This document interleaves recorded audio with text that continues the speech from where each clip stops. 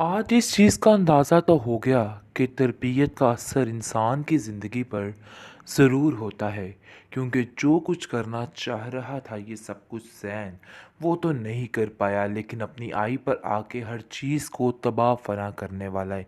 मतलब ये है कि अब इसकी बर्बादी के दिन भी शुरू हो चुके। मिनाहिल उसको साफ साफ कहती है कि देखो, मेरे रास्ते में रुकावट मत बनना। मैं तुम्हें ये सब कुछ करने की इजाज़त नहीं दूंगी, चाहे जो कुछ भी है। मैं आज जो कुछ भी हूँ और वलीद और नरगिस आंटी की वजह से हूँ, और इसलिए आप लोग मेरी ज़िंदगी में मुदाखलत मत करना, और उनके बारे में तो मैं एक लफ्ज़ भी नहीं सुन सकती।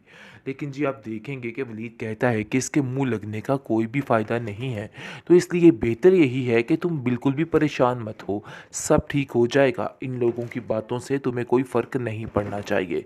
लेकिन जी आप देखेंगे कि काफ़ी ज़्यादा परेशान हो चुकी है बेचारी मिनाहिल।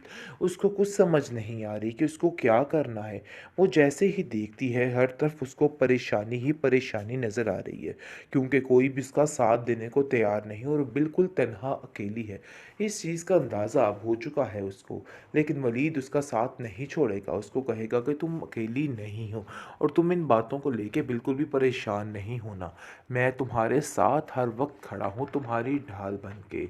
लेकिन जब देखेंगे कि वलीद काफ़ी परेशान है उसकी वजह से, क्योंकि वो जानता है कि ये लोग उसको सुकून से नहीं जीने देंगे।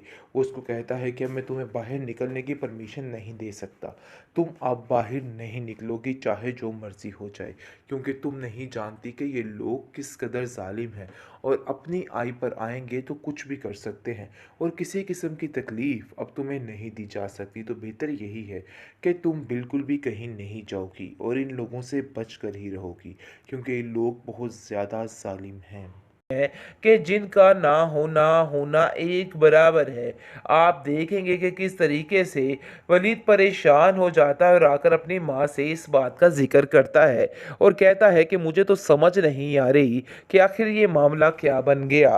और ज़ैन इस हद तक गुज़र गया कि वो कुछ भी कर देगा। लेकिन जी आप देखेंगे कि वो अपनी माँ से आकर कहता है कि मुझे मेरा निकाहनामा चाहिए। अब मैं बताऊंगा इन लोगों को कि आखिर क्या करना है और क्या नहीं करना, और इन लोगों को देखना किस तरीके से मैं ठीक करता।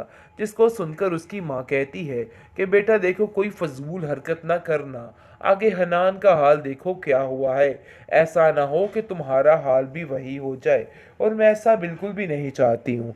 जिस पर वो अपनी माँ को तसल्ली देता है और कहता है कि आपको फिक्र करने की कोई भी ज़रूरत नहीं है, सब कुछ ठीक हो जाएगा, देख लीजिएगा। लेकिन जी आप देखेंगे कि वलीद काफ़ी परेशान हो चुका है और अपनी माँ से कहता है कि मुझे तो ऐसा लगता है कि जैसे वो अपने गुस्से और नफ़रत की खातिर कुछ भी करने को तैयार हो जाएगा। मुझे तो उन लोगों पे बिल्कुल भी यकीन नहीं। मिनाहिल कहती है कि उन लोगों पे वाकई में कोई यकीन नहीं, क्योंकि वो लोग कुछ भी कर सकते हैं।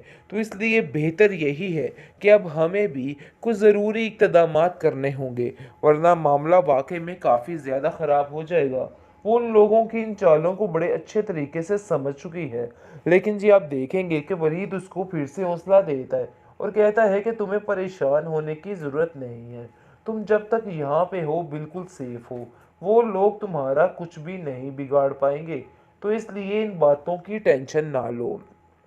नरगिस भी इसको काफ़ी ज़्यादा यकीन दिलाती है और कहती है कि इन बातों की टेंशन लेने का कोई फ़ायदा नहीं है, और ये लोग तुम्हें कभी भी सुकून नहीं दे सकते हैं।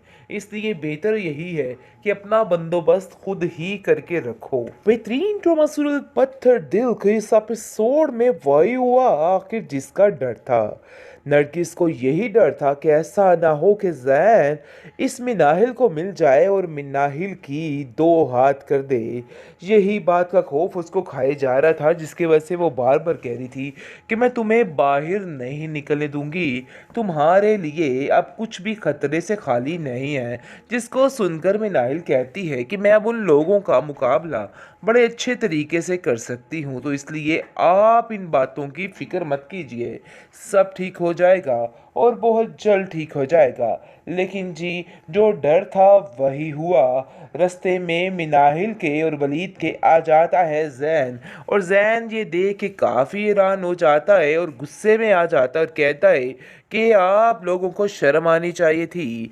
आखिर ये सब कुछ क्या हो गया? मुझे तो पता ही नहीं था। ज़ारा बार बार एक ही बात कह के थक गई कि वाकई में मिनाहिल को लोगों ने छुपाया है। लेकिन मैंने ज़ारा की बात का यकीन नहीं किया, बल्कि उसको झूठा ही कहा। लेकिन काश मैं उस वक्त उसकी बात मान जाता, तो आज ये हालात ना होते। मुझे तो यकीन ही नहीं आ रहा। देखना अब तुम्हारे खिलाफ वलीद कैसा पर्चा कटवाता कि तुम याद रखते ये बात। मैं तुम्हें अब नहीं छोड़ने वाला। उसकी काफ़ी ज़्यादा हाथापाई हो जाती है वलीद के साथ। मिनाहिल पहले तो रोकती और कहती है कि खबरदार भाई, यहाँ पे ये तमाशा लगाया। आखिर ये क्या वजह है तमाशा लगाने की? लेकिन इसके बावजूद जैन बाज नहीं आता, जिसकी वजह से मजबूरी में मिनाहिल को उससे थप्पड़ मारना पड़ता है। और मिनाहिल काफ़ी परेशान भी हो जाती है, क्योंकि मामला काफ़ी ज़्यादा ख़राब हो चुका है। बहुत ज़्यादा टेंशन बढ़ चुकी है, क्योंकि हर तरफ ऐसी आवाज़ें गूंज रही हैं कि जिनका ना होना होना एक बराबर है। आप देखेंगे कि किस तरीके से वलीद परेशान हो जाता है और आकर अपनी माँ से इस बात का जिक्र करता है और कहता है कि मुझे तो समझ नहीं आ रही कि आखिर ये मामला क्या बन गया। और जैन इस हद तक गुजर गया कि वो कुछ भी कर देगा। लेकिन जी, आप देखेंगे कि वो अपनी माँ से आकर कहता है कि मुझे मेरा निकाहनामा चाहिए। अब मैं बताऊंगा इन लोगों को कि आखिर क्या करना है और क्या नहीं करना, और इन लोगों को देखना किस तरीके से मैं ठीक करता। जिसको सुनकर उसकी माँ कहती है कि बेटा देखो, कोई फजूल हरकत ना करना। आगे हनान का हाल देखो क्या हुआ है। ऐसा ना हो कि तुम्हारा हाल भी वही हो जाए, और मैं ऐसा बिल्कुल भी नहीं चाहती हूँ। जिस पर वो अपनी माँ को तसल्ली देता है और कहता है कि आपको फिक्र करने की कोई भी ज़रूरत नहीं है, सब कुछ ठीक हो जाएगा, देख लीजिएगा। लेकिन जी, आप देखेंगे कि वलीद काफ़ी परेशान हो चुका है और अपनी माँ से कहता है कि मुझे तो ऐसा लगता है कि जैसे वो अपने गुस्से और नफ़रत की खातिर कुछ भी करने को तैयार हो जाएगा। मुझे तो उन लोगों पे बिल्कुल भी यकीन नहीं। मिनाहिल कहती है कि उन लोगों पे वाकई में कोई यकीन नहीं, क्योंकि वो लोग कुछ भी कर सकते हैं। तो इसलिए बेहतर यही है कि अब हमें भी कुछ ज़रूरी इक़दामात करने होंगे, वरना मामला वाकई में काफ़ी ज़्यादा ख़राब हो जाएगा। वो उन लोगों की इन चालों को बड़े अच्छे तरीके से समझ चुकी है। लेकिन जी, आप देखेंगे कि वलीद उसको फिर से हौसला देता है और कहता है कि तुम्हें परेशान होने की ज़रूरत नहीं है। तुम जब तक यहाँ पे हो बिल्कुल सेफ हो। वो लोग तुम्हारा कुछ भी नहीं बिगाड़ पाएंगे, तो इसलिए इन बातों की टेंशन ना लो।